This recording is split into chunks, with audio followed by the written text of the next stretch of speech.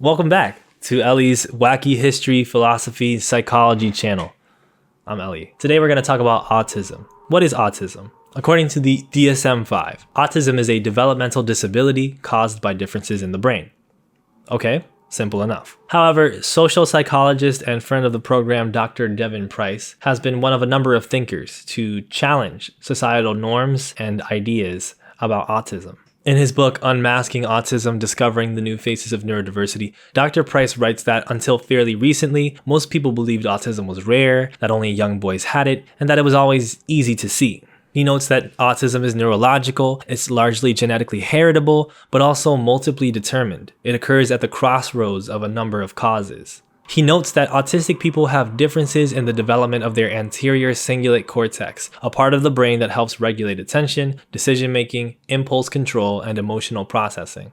And he notes a list of generally common qualities among people with autism or autistic people, depending on your preferred term, which are not necessarily all-encompassing, but they include the following. We are hyperactive to even small stimuli in our environment. We have trouble distinguishing between information or sensory data that should be ignored versus data that should be carefully considered.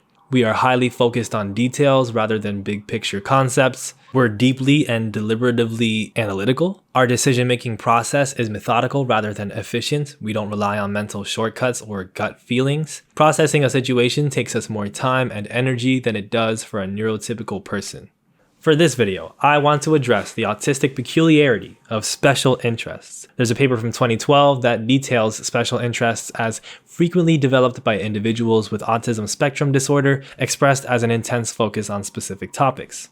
I think special interests are really cool, and I got a chance to talk to some of my friends on the spectrum about their special interests and life and stuff like that.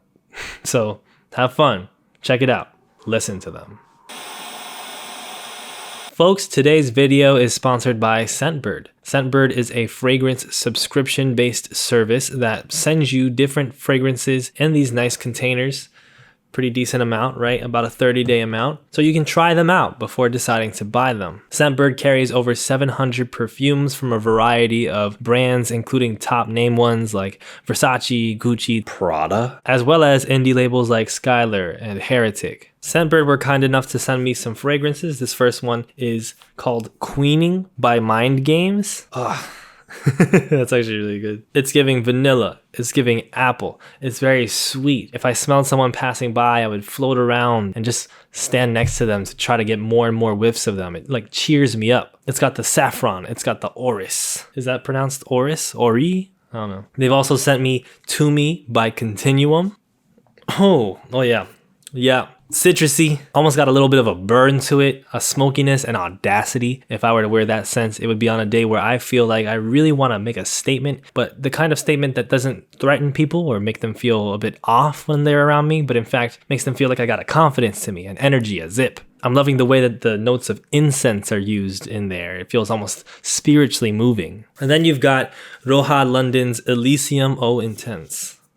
Oh, okay. That one I wouldn't necessarily want to wear. I'm not sure how I feel about it yet. It feels a bit sweet but bitter, also citrusy. I'm getting a lot of like the rhubarb and the black pepper coming through on there. So it also feels like a bit spicy in a unique way considering the citrusiness. Are these good descriptions? I'm not exactly a scent expert, but with Scentbird's subscription service, I might end up becoming one because this is fun. Use my coupon code SANG, that's S-A-N-G, for 55% off of your first month with Scentbird. It's a great deal. That's a little over $7. This is available in the USA and Canada, by the way. Thanks to Scentbird for sponsoring the video, and let's get back to it. Put my sleeves down.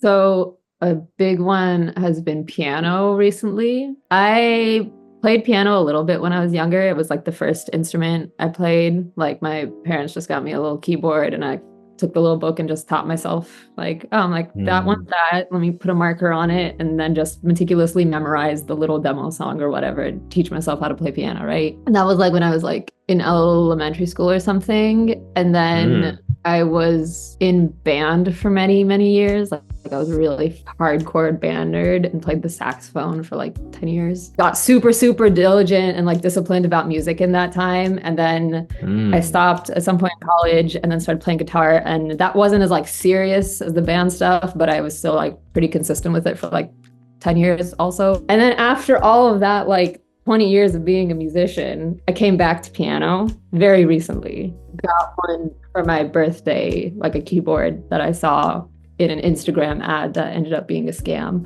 but I got the same one anyways. I got it for myself a couple months ago, and it's been the most fascinating thing coming back to it as somebody who actually knows anything about music, because now I can just like explore it in so many ways that I just didn't have the tools for before when I was 10, I guess. And it's been so much fun to just like take all this nerdy music theory stuff I've learned, and not just that, but even like I got like a really technical ability from my days playing saxophone, where I did learn like lots of music theory and like how to be disciplined about music. And then in my more recent years playing guitar, I learned how to like be creative and just vibe and not think too hard about it, and like be more like collaborative and intuitive with music instead of being like really drill sergeant-y about it.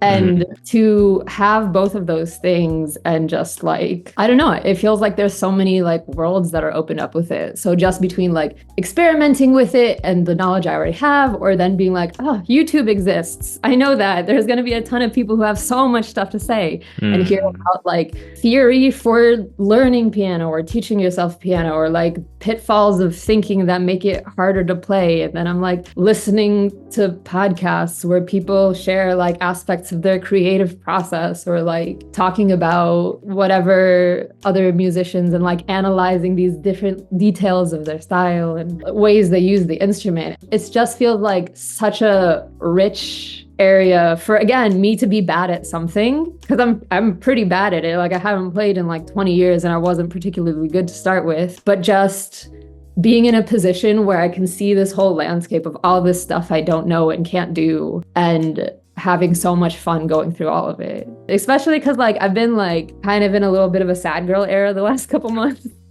And I'm looking at it right now. I have my keyboard like up against a window, and it's been like a really rainy winter. So I'll have like almost every evening, I'll sit down, I'll turn off all the lights, put a couple candles on it so I can like see the keys, have the rain in front of me. And it's all like moody and angsty and shit. And I'm just like playing my sad little piano sound.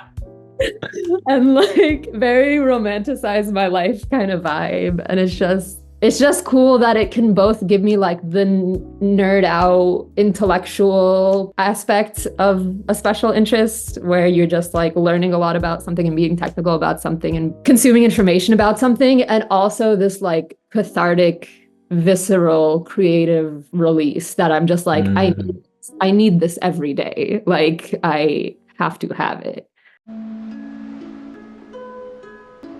Okay, so something I started getting into, I mean, I was already kind of into it, but I've been diving a lot more into the topic, is plants, but it's like specifically arborism, so like tree biology, tree health and stuff like that. And that partly became an interest out of like a practical thing. Like obviously trees are important because climate change. That as I start looking more into the topic, I found myself getting really sucked into it. And now I'm doing a thing where I think about it all the time. Like I'll like outside, or I'll be at work, and I'll go out of my way, even if it's inconvenient, to look at a tree that looks interesting and try to identify it, or like whatever plants and stuff. Like it's right now at least is one of my biggest new special interests. I always have had a really, really big interest and passion for like martial arts. But anytime like I encounter a new style or a new form, I get very, very obsessive about it and about learning about it, and then eventually trying to replicate it. So like one of the things I've been getting really into, I've been like spending hours watching like videos and stuff about, is tire machete, which is a Haitian style of machete fencing. And that's something that like I've been getting really, really into. So for some background, like I am in this COVID cautious group. So we get to talk about like COVID all the time. So we'll have these conversations of like, how do we look to other people? Like sometimes I don't really realize kind of like how like we wearing a mask and stuff look to other people. Like, to me, it's not that big of a deal. But then sometimes I sit back and I'm like, no, like, I think we really look like very strange to people.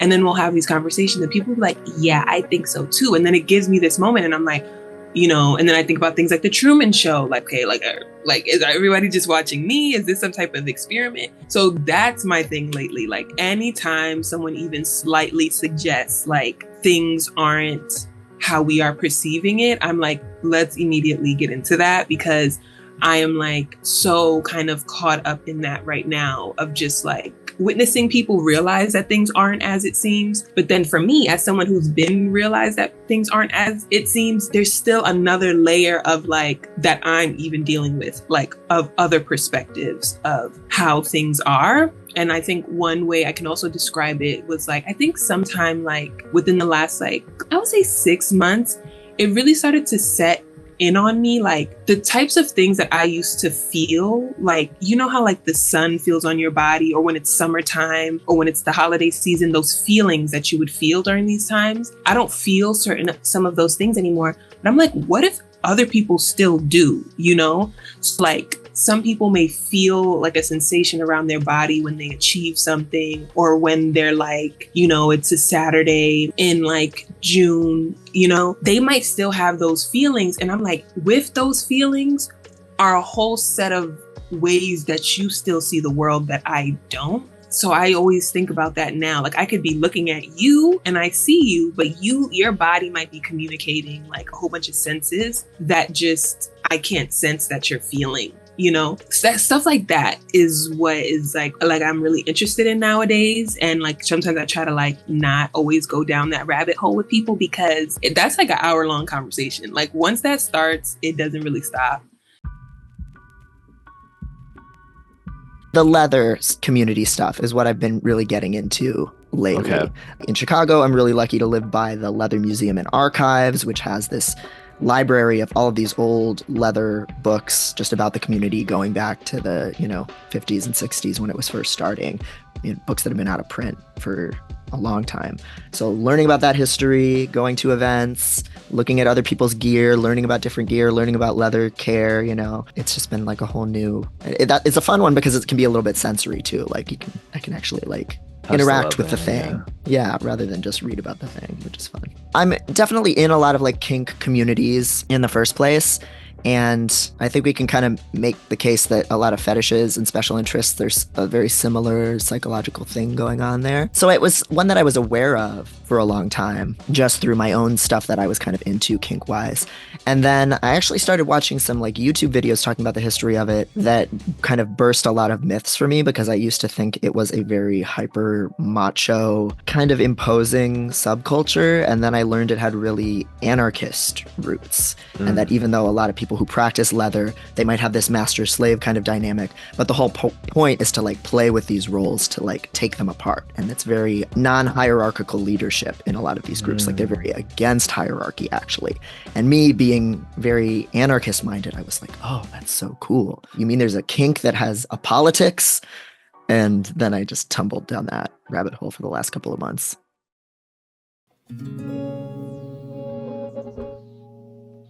So we can talk a little bit later about kind of the gradients of like what even is a special interest, what's the difference between a special interest and a hyperfixation and a fandom and all of these things. Is there a difference? Whatever. Basically, in the literature, the idea is that you have this restricted range of interests and you have this topic or handful of topics that you're really passionate about, and that's your special interest. But I think most people's awareness of it, and certainly mine, it comes before that. You just know the stereotype of like the autistic boy who's like obsessed with trains, or who is going to info dump to you about Pokemon cards or whatever. And that kind of standing out and setting somebody apart is a little bit different. I definitely had some of those like stereotypical kid special interest things. I wasn't like a wolf girl, though, that's a wonderful archetype. I was obsessed with bats. I had all of these glow in the dark t-shirts with all these different bat species on them. I would wear them on very specific days of the week at school. Like Monday was like a certain bat shirt I would wear. Tuesday there was another one. I think I tapped out by Wednesday, but everybody knew to expect it. I had this whole collection of all of these stuffed bats, plastic bats, magazines about bats. I was like a member of Bat Conservation International and was very passionate about like bat conservation as a kid. And could talk about it at length forever. I guess like before I had the framework of thinking of special interests, I just kind of was like, I'm a person who likes hobbies a lot. Like I seem to have a lot more of them than the people, like my people in my family or people around me or whoever. And I always seem to be collecting more of them. And it was always like a very intuitive thing to me to just be like, this is a thing. I'm going to learn everything about this thing and do this thing and think about this thing and figure this thing out and just get really excited about learning something new. That's how I generally interpret it, is just like I like learning and like getting the process of learning to do something usually. Now, I guess I have this slightly different framing of like, that's a like shared experience of like people of whatever, like neurodivergence, of like kind of obsessively being like, this is the thing. And it's interesting. I was talking to a friend recently who had the best like description of what like adopting a special interest is, where she was like, that thing where you learn everything about something so you can decide whether or not you want to make it part of your personality. Mhm.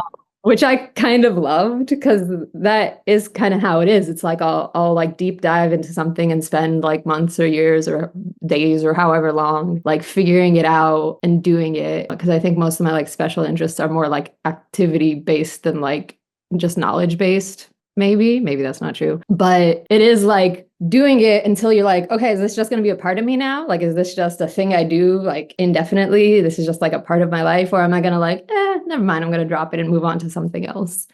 The way that it goes for me, it's never just one specific thing for me, but I'll get fixated on different topics. I mean, there's usually some connectivity there, but like for a while, like one of my big special interests was crocodiles and alligators. And I was just like for like a good couple weeks, couple months straight, that was kind of just something I was very obsessively interested in. And that was just something that I would talk about a lot. Generally, if something else is becoming my new special interest or my new obsession, like my friends will point it out and they'll be like, you're starting to get very fixated on this thing. This is becoming a thing for you, isn't it? I'm like, it's definitely becoming a thing for me. And generally, like when I'm making videos, a lot of times stuff I'm making videos on is something that's become a special interest or like a point of obsession for me. And generally, the way people respond to it can be varied. So I know, like growing up, one of the things that would happen to me very frequently is I would have like one of the things I was very obsessive about was reading, and like I would get very easily distracted and sucked into whatever that special interest was, and it would be a problem for me in class. Like my parents would always get called by the teacher, and they'd be like, "Oh, are they like doing something wrong? Are they in trouble?" And they're like, "No, they're reading too much." Or they're so obsessed with this one thing that they're not really able to focus on other things, and it's like, at least quote unquote disruptive. I don't know. I don't think it really matters because I don't know. It's just something I enjoy. I wouldn't really be able to articulate very well like at least when it comes to like the difference between ADHD and autism. I feel like I can't really articulate much the difference between the special interest and hyperfixation. I guess I don't know. They feel very, very similar to me. I was a little nervous that it was just like a hyperfixation, which for me, I don't feel like, again, judging myself, maybe from the outside looking in, I don't feel like I hyperfixate on things like hobbies and pick up and put down stuff. So for me, it was helpful when I heard someone talking about a special interest that autistic people can have is like people, because I feel like that is something that I have really enjoyed like throughout my life. Like as soon as I'm kind of like free to talk about my observations of like people and humans and behavior, that's where I feel like I have a lot to say. So for me, I use the term special interest just because, autism is kind of my home identity. That's like the group that I identify with. And there certainly are people in the autistic community who hate the term special interest. They find it infantilizing, for example. But for me, I'm more than happy to like reclaim it, if you want to call it that, because we get infantilized a lot for liking the things we like and how we like them. For me, it feels good to kind of own that and say, oh yeah, if an adult wants to like know everything about Barney the dinosaur or Thomas the Tank Engine, that's great. Let's just call it that and reclaim it. In terms of like what really is the difference between a special interest and a hyperfixation, though, I don't know if there really is one. And I think it goes down also to the question, what's the difference between these things and a hobby? And I think the only difference really, if we really drill down, is stigma. I was just pulling up for another writing project of mine, the DSM criteria for autism that introduced special interests. And it was in the DSM-3 that they first added that as a criteria for autism. It describes it as markedly restricted range of interests and a preoccupation with one narrow interest. For example, interested only in lining up objects, in amassing facts about meteorology, or in pretending to be a fantasy character. And there's also another guideline in the DSM-3 that's about just not having appropriate social skills and talking too much about certain subjects. So those two things, those two criteria are where we get the idea of a special interest, basically. People noticing from the outside that autistic kids play a little bit differently than other kids. They line things up. They talk a lot about the thing that they're excited about. I'm sorry. So there's a really subjective element to that, like there is for every diagnostic criteria. It really comes down to to a great degree, what the adults found annoying or strange about a kid. So if a kid was interested in a topic that would one day be useful for their career, would it have qualified as a special interest, or would it only have been something that seemed silly or annoying or unwanted? And I think that kind of permeates both how autism is looked at in general as a pathology and how we talk about special interests and hyperfixations in general.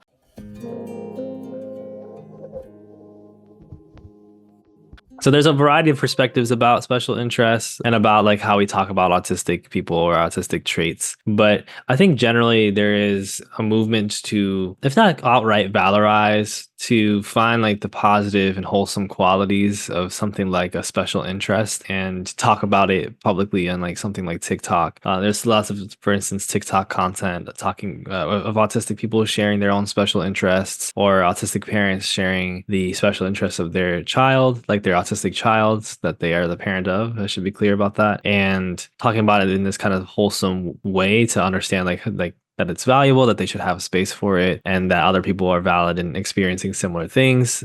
I'm really glad that stuff like that exists. I mean, for one, I know, culturally, it was a thing for the longest time that calling someone autistic was another way to call them stupid. That's just been a thing for a very long time. It still is to this day. So it's nice to see when people are trying to talk about these things in a way that's not just derogatory, or not just, because even when people will acknowledge, this person has a special interest or they have this passion or whatever, it's always well, it's an inconvenience in some way, it's disruptive, right, or it's just not what I want my child to be doing, whatever.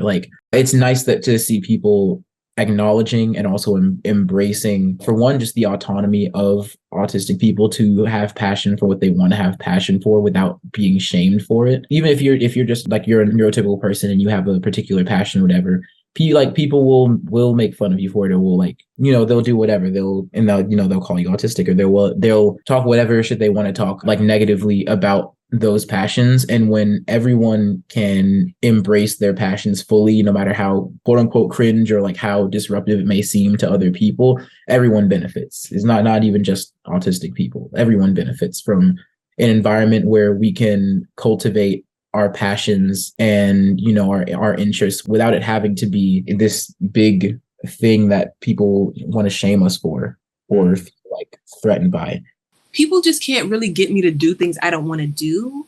And a lot of people are not like that. Because of that, I think one of the things that comes from that is just being a bit outspoken about that, and people really appreciating that and wanting to be clear. I remember, especially during when I was in college, I would be excited when we would have guest speakers or certain professors that are really knowledgeable about something. I'd be asking them real questions that I've always wanted the answer to from an expert, so I'll ask them a question and then they'll answer it. And I'll be no, this is really what I'm trying to get at. Have you considered this? Is this something you know about? For example, I was really excited, and it was in this internship, this wellness internship. And we got a chance to talk to some clinicians that worked in the counseling office. And I was really excited to talk to them about this because, I was still new to living in DC, and I would see a lot of Black homeless people, but specifically dark skinned homeless people. So I was asking them this. I was do you all feel this is a civil rights issue? What is this? I'm seeing people who are of a certain race and complexion. Do you ever think about why is this? Does this derive from something or whatever? and they weren't really giving me the answer I wanted or expected. I was like, I want you all to like really like, yes or no, do you all see this too? So I wasn't really getting that from them. And then it was like, where does this come from? If you all are seeing this too, is there anyone who's supposed to be addressing this issue? Like, are they getting services or whatever? So I remember being very persistent to get some type of like answer that like, I guess I felt like was appropriate. And when I do stuff like that, typically when everybody's gone, someone comes up to me like, I just love how persistent you are, like with getting your questions answered. And I love how you like speak up about things or whatever. So it would just be things like that that happen in my life. And so even with my videos and stuff, people ask me like, oh, like, are you like that in real life? And I'm like, sure. Like people are like randomly, people will be telling me like, every time you speak, and I'll just be like I wouldn't even really realize it because I'm just like, this is something that I want to know. There's something really beautiful about being able to enjoy something 100% without shame about like how much you like it, right? Like it's not in a lot of contexts, or at least when I was younger, or maybe contexts I grew up in, it can be kind of uncool to be too into something, right? Mm-hmm. Like to be obsessive, to be, I don't know, that like narrowly like engaged or uninterested in other things, potentially, whatever. It's interesting because the stuff that made me like kind of a nerd as a kid that were largely special interests, right? Like I was a band nerd because I couldn't get enough of playing music, right? Or like I read textbooks for fun, and that's why I have a PhD now, right? All the stuff that made me a dork back then are the things people think that are interesting about me now. And it's really interesting how that changed. And I think the thing that changed is at this point in my life, I have the outcome of having things you obsess over for years and years, and not just being in the state of obsessing over something, right? And the outcome of the kind of expertise or skill or whatever that comes from a special interest is cool. Like it's cool to be an expert at something. It's cool to be able to be so passionate and knowledgeable about something that you can make anybody interested in it, right? I do think it's not even just in my head, but I think people perceive that as cool. But the process to get there doesn't seem cool, right? And so I guess the thing to learn is to just also let it be cool when you're not at the point where it's like useful or professional or like in some other way, like realized and complete in a way that society respects more than just like being interested and engaged. You know, famed and like historically valued like artists and scientists were autistic, and their art or their science was their special interest, you know? Like, I think one of the historically, like, people kind of agree on it. One of like Henry Cavendish, who like discovered hydrogen, was, you know, this recluse who just worked for hours and hours and hours in a tower or something, and had these very particular habits, and everything was structured around his like experimentation in his life and all this stuff. And I was like, that's somebody with a special interest. That's somebody with a special interest and the space and resources to invest in it the way anybody with a special interest would want to, right? And like people like this made huge contributions to like science and knowledge and progress. You know, I have thoughts about the word progress and that, but you know what I mean. Yep. Like amazing contributions to humanity have been created by people who are obsessive or whatever over this thing that they do. We call it genius. Like, yeah. If somebody has a hobby that's really normative, like football, and they engage with it in kind of the typical ways, we don't consider that a special interest. But if somebody only really cares about the football stats and they're going to remember all of those facts and correct you if you get them wrong, and they're not there just to like watch football and like have some wings and some beer, suddenly that's a special interest. So I really think it all comes down to just the outsider's view of us liking the wrong things in the wrong way and showing our enthusiasm in the wrong way. And if we got rid of all of that stigma, we wouldn't really be able to say this thing is a special interest and this thing is normal.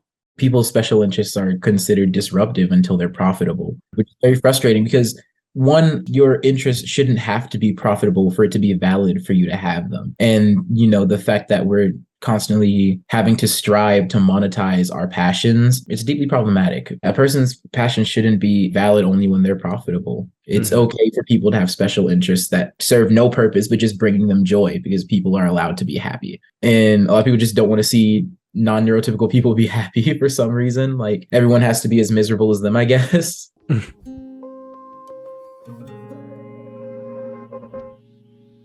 It's so nice to free yourself of like the necessity of having to be good at something in order to do it, you know? Or having to follow a specific path, right? Right. Like it can be just fun to do even if you never like take it to a certain level. I feel like in other countries people do stuff like dance and sing a lot more casually than they do in the United States. And I feel like here people don't do things like dance or sing or play music unless they're like, I am good at this. Yeah.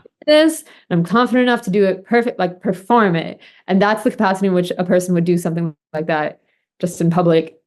Like, here, let me show you, friends, this song or something. It sucks. Whereas like, yeah, like in like the Middle East or in Europe or something, people just like sing, like somebody will have a drum and we just sit around and sing, or like, oh, somebody puts on music and we just like dance. And it's just, you don't have to be good at it. You can just do it. And it's such a weird thing to realize that we live in a society that makes us scared of doing things, make us feel like we shouldn't do things if we're not great at it, or we're not trying to become great at it. It really feels like it's this like light in my life. When I don't have one, there's a little bit of an emptiness because I don't know what I necessarily want to do in my leisure time, especially when I'm by myself. There's this writer, Stevie Lang, who's written a lot about this, about special interests being really restorative and it kind of breaking most people's expectations of what work versus recreation and rest time look like. So sometimes for me, certainly, and for lots of other people who are autistic or have a special interest, sometimes staying up till 4 a.m. reading about the thing that you're obsessed with and that's making you really excited to be alive is somehow more restorative than like getting a good, judicious 8 hours of sleep every day and having a nicely regulated schedule. So I really live for the periods of time when I have something that I'm kind of fixated on. It's something fun for my brain to drift to when I'm bored or when I do need a break from whatever is going on in my life. So I would not say that it eats into my life in a negative way at all, even if I am literally stealing time at work to go read about this thing, like on the computer or whatever. What is the experience like right now of explaining autism and being an autistic activist under capitalism? It's frustrating and it's filled with a lot of like self-doubt because on the one hand, I wrote a book that tried to introduce a new way of thinking about aspects of the autistic experience that I believe in and that I hope helps people and that I hear sometimes gives people the language to connect with other people about this topic. And at the same time, it's a commodity item sold by the largest publisher in the world. And it's something that people make TikToks about that are all very, personal identity discovery focused. So I feel the like pull and push going on there where in the book, I advocate for abolition of the police and psychiatric institutions and prisons. And I advocate for like the expansion of the welfare state and all of these kinds of things that reflect my values and what I think a true disability justice politics requires. And people don't talk about that as much as, here's how I identify now. Here's my personal identity journey. Here's why now that I know I'm autistic, you need to treat me this way, and I'm going to set this boundary, this very individualistic, personal identity focused thing. Some of that's fine. Some of that's a necessary part of that journey of thinking about these things for a lot of people. It starts with the personal, but it can't stop there. And that's where it does get frustrating. There are people who are really big in the autism community who all they do is make the same content over and over again that's very like autistic people be like this, that kind of genre. And they never acknowledge anything political that's happening in the world. And it doesn't sit right with me. We have to go deeper than that. We have to think about, okay, if we are oppressed as individuals for being autistic, who else's struggles do we see as a reflection of our own?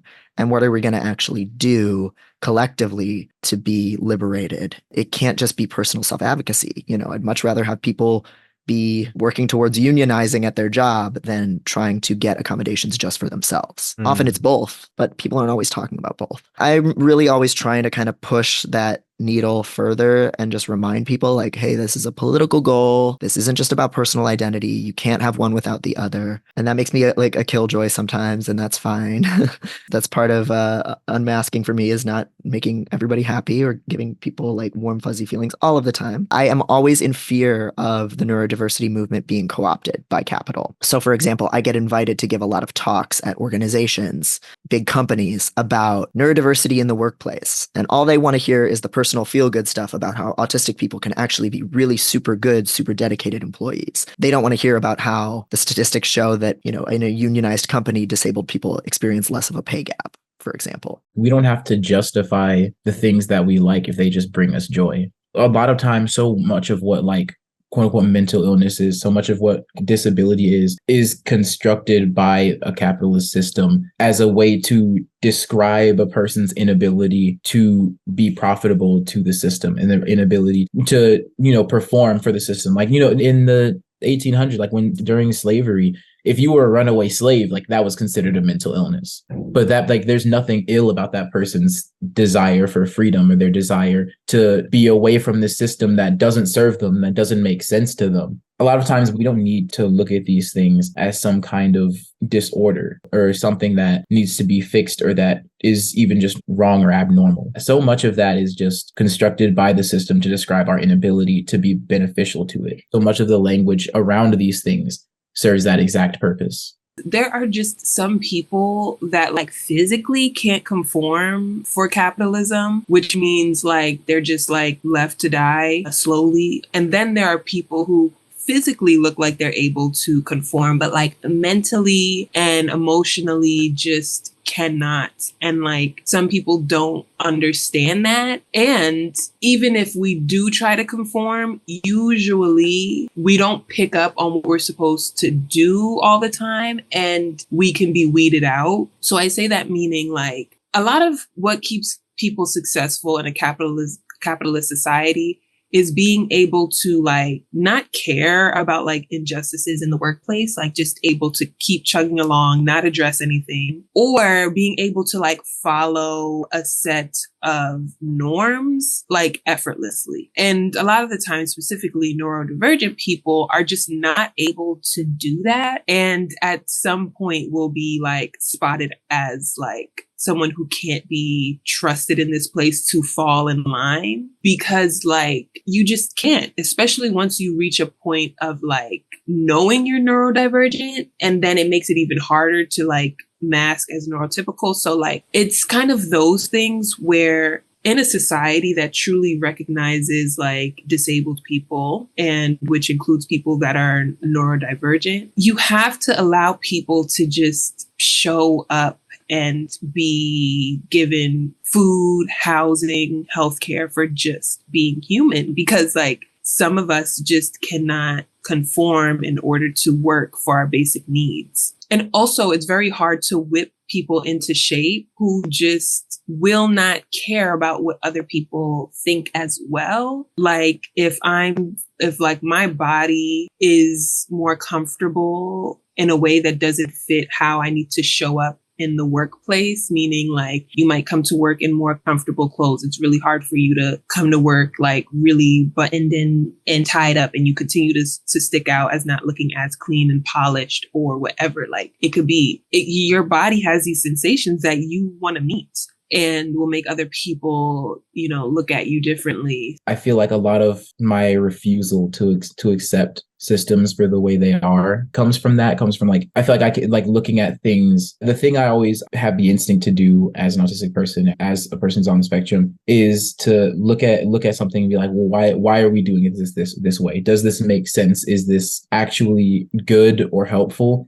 And I feel a lot of like frustration and confusion when it's not. And that a lot of those frustrations lent themselves into my political development, like wanting to understand why we do things the way they do. And then also just like, once you find that out, like finding that information and wanting to share it, because one, it's interesting, but then also two, like if we can articulate why these things don't make sense, then we can figure out how to do something else, a better method together. Something feels really inspiring to me about autistic special interests. Maybe it's how they staunchly undermine capitalist productivity. Maybe it's the fervor of neurodivergent online content open-heartedly embracing the nuances of different autistic experiences. I feel like those of us who are not autistic are starting to realize just how important these experiences are, and just how much these kids and these folks and their experiences tell us about our lives and help us understand our reasons for living. The past 10 years have revealed to us in the civilized world how fragile our civilizations truly are, how dependent they are on exploiting the least powerful people, how resistant they are to any sustainability of nature or culture, how many people have died and will continue to die because of the material interests of others. It is comforting to know that autistic people will still find the most seemingly random things utterly fascinating. It reminds you that life is worth being fascinated by. And so, if you're one of many people across the internet who are beginning to suspect that you may have autism, and I may be one of those people, I would first recommend you watch Alexander Avila's awesome video about self-diagnosis and autism. And I would also encourage you to see this potentiality with wholesomeness and happiness, honor, because autistic people can be really, really great and can experience really, really great things. And we should all learn from them. Thanks for watching. Thanks again to Scentbird for the sponsorship, and check out the links below.